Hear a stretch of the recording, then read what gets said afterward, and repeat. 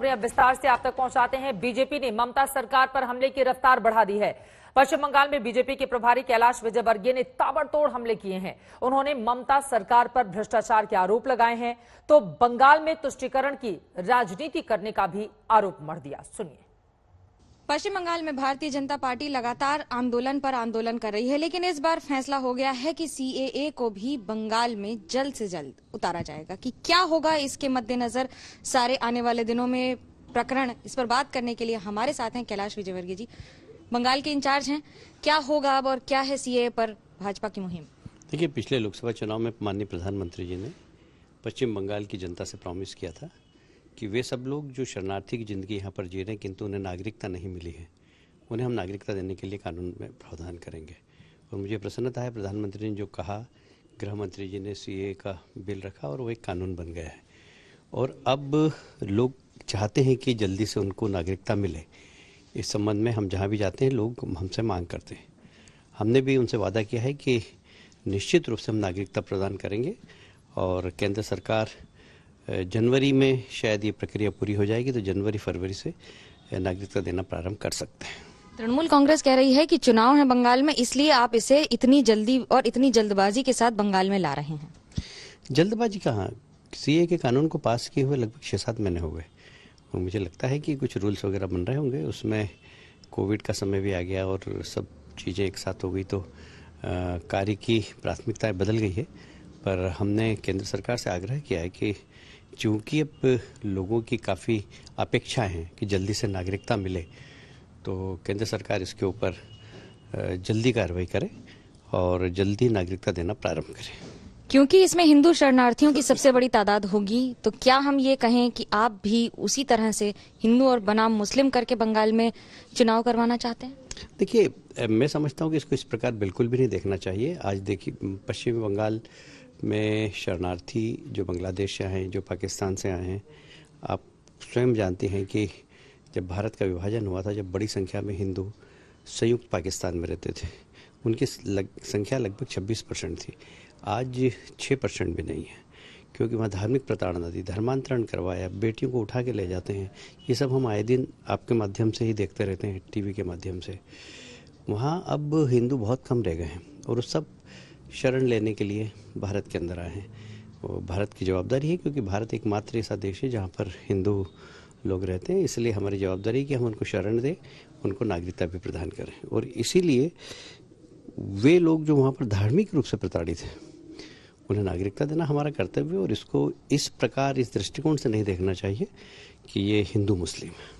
किसान चाहते हैं कृषि कानून वापस ले लिया जाए और सरकार कानून में संशोधन का प्रस्ताव दे रही है। कल सुबह से जारी बैठकों के दौर से ये उम्मीद थी कि कोई रास्ता निकल जाएगा, लेकिन 5वें दौर तक की बातचीत में भी बात नहीं बन पाई।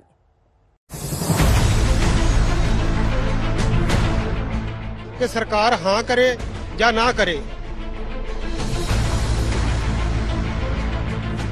आप क्यों इस बात को मूंछ का सवाल बनाए बैठे हैं? 8 को भारत बंद रहेगा, लगातार दबाव बढ़ता रहेगा। हाँ या ना, आर पार किसानों की तरफ से सरकार के सामने रखी गई यही बात और फिर बैठक में फिर नहीं बन पाई कोई बात। संयुक्त किसान मोर्चा ने 5वें दौर की बैठक के बारे में बताया कि किसान नेताओं ने शुरुआत में ही सरकार के सामने ये मांग रख दी थी कि केंद्र हाँ या ना में जवाब दे कि वो हमारी मांगों को पूरा करेंगे या नहीं। इसके बाद केंद्र सरकार के मंत्री और अधिकारी बार बार संशोधन की बात करते रहे। सभी किसान नेताओं ने यह साफ किया कि कृषि कानून वापस होने और एमएसपी गारंटी कानून लागू होने तक आंदोलन जारी रहेगा और आंदोलन का दायरा लगातार बढ़ता जाएगा। बैठक के दौरान किसान नेताओं ने मौन व्रत के रूप में सत्याग्रह शुरू कर दिया और अपनी फाइलों पर यस नो लिखकर बैठ गए। 1 घंटे तक किसानों ने मौन व्रत रूपी सत्याग्रह किया। 5 घंटे तक इसी पर मंथन चला और जब बातचीत का सिलसिला आगे नहीं बढ़ा तो केंद्रीय कृषि मंत्री ने कहा कि किसानों के सामने ठोस प्रस्ताव पेश करने के लिए सरकार को विचार विमर्श करने के लिए समय चाहिए। 5वें दौर की बातचीत को लेकर शनिवार को सुबह से ही गहमागहमी शुरू हो गई। बैठक से पहले प्रधानमंत्री मोदी ने गृह मंत्री, रक्षा मंत्री, कृषि मंत्री और वाणिज्य मंत्री के साथ बातचीत की। लोकसभा अध्यक्ष ने बैठक से पहले पीएम से मुलाकात की। किसानों के 40 प्रतिनिधियों के साथ 5वें राउंड की बैठक दोपहर 2 बजे शुरू हुई। सरकार के साथ बातचीत से पहले किसानों ने अपनी मांगे दोहराई। लड़ाई सिर्फ किसान संगठनों की या किसानों की ही नहीं रही, ये समूचे समाज की लड़ाई बन चुकी है और पूरा देश इस आंदोलन में शामिल है। तो ये आर पार की लड़ाई है। जितनी देर ये दोनों ऑर्डिनेंस और तीनों काले कानून वापस नहीं होते, ये लड़ाई यहाँ पर जारी रहेगी। 2 बजे किसानों के साथ बैठक शुरू हुई। किसानों की मांग पर सरकार ने अपना प्रस्ताव रखा। एपीएमसी का दायरा बढ़ेगा, कम नहीं होगा। निजी मंडी में व्यापारियों का रजिस्ट्रेशन, पेमेंट विवाद का सिविल कोर्ट में निपटारा, एमएसपी पहले की तरह जारी रहेगी। 5वें राउंड की मीटिंग में ब्रेक हुआ तो किसानों ने लंगर से खाना मंगवाया और फर्श पर बैठकर खाया। फिर मीटिंग शुरू हुई। सरकार की तरफ से संशोधन की बात रखी गई, लेकिन किसान नेता कृषि कानून रद्द कराने पर अड़े हैं, यानी अभी गतिरोध जारी है।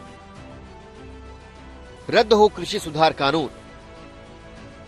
हमारा एक खेती है पंजाब का, इसको किसी भी हालत में किसान छोड़ेगा नहीं गा, चाहे कितनी कुर्बानी देनी पड़े, कितना घोल खोलना पड़े। अभी सरकार को हम कहना चाहते हैं कि ऐसा जो आप चाहते हैं ना, इस घोल को हम कोई बुढ़े को या बच्चों का बहाना लगा के इसको कमजोर करें, कुछ भी, ये तो लंबा चलेगा। किसानों को मनाने और समझाने की कोशिश जारी है। अगली कोशिश 9 दिसंबर को होगी, जब छठी बार किसान और सरकार समाधान के लिए संवाद करने एक साथ आएंगे। दिल्ली से अशोक सिंगल के साथ आज तक ब्यूरो।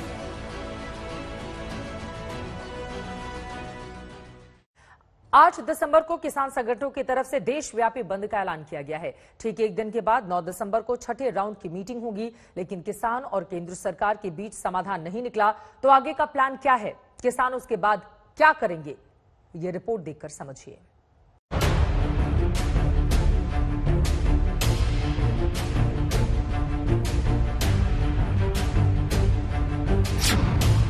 नहीं बनी बात तो नेक्स्ट प्लान क्या? आज कोई नतीजा नहीं निकलता तो फिर भारत बंद की जो कॉल है, भारत बंद किया जाएगा, ये तो तय है। देश भर में आंदोलन की है तैयारी। हमारा आंदोलन और तेज होगा, क्योंकि ये आंदोलन पूरे देश का जन आंदोलन बन चुका है। महीनों तक खाने पीने का है स्टॉक।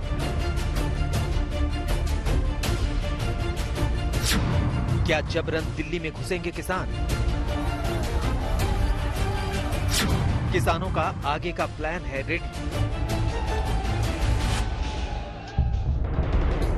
दिल्ली के अलग अलग बॉर्डर पर किसानों ने घेराबंदी कर रखी है।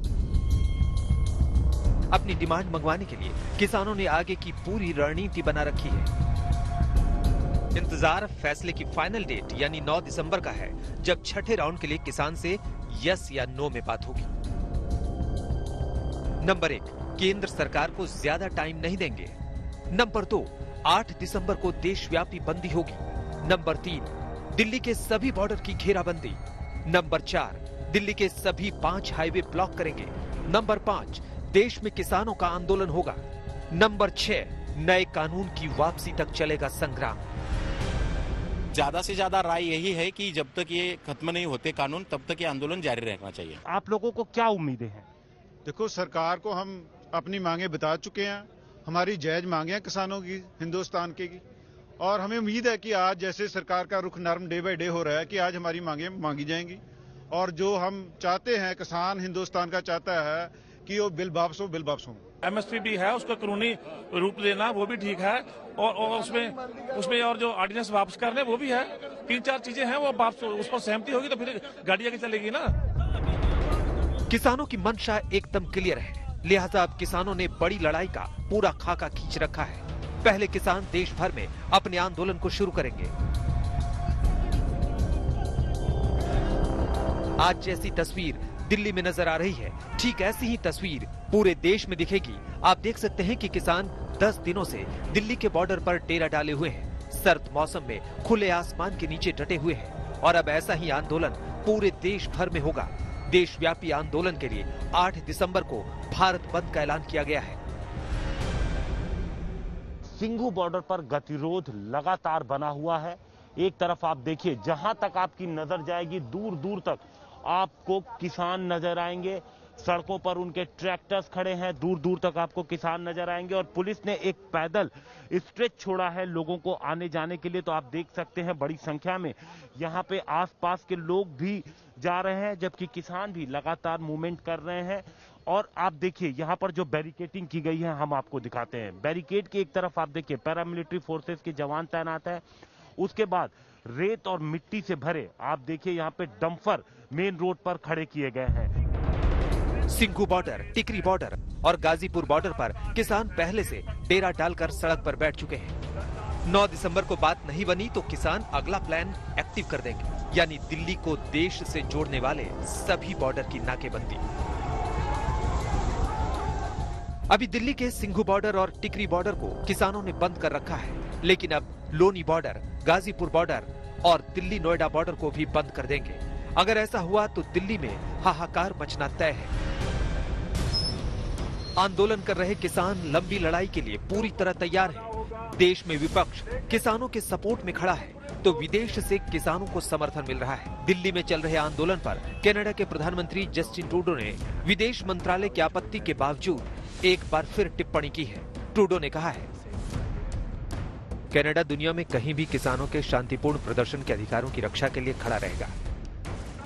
किसान आंदोलन कर रहे हैं और आंदोलन में अब देश से लेकर विदेश तक सियासी रोटियां सेकी जा रही हैं। कहा जा रहा है कि खालिस्तान मूवमेंट के मास्टरमाइंड भी इस आंदोलन को हवा दे रहे हैं। तो क्या यही वजह है कि पंजाब के मुख्यमंत्री अमरिंदर सिंह भी आंदोलन की आड़ में गहरी साजिश का खतरा देख रहे हैं? क्योंकि गृह मंत्री अमित शाह को वो आगाह कर चुके हैं, यानी अब जल्द से जल्द ये आंदोलन खत्म होना चाहिए, नहीं तो आने वाले दिन कई बड़े संकट को जन्म देंगे। दिल्ली से अशोक सिंघल, मौसमी सिंह, हिमांशु मिश्रा के साथ आज तक ब्यूरो।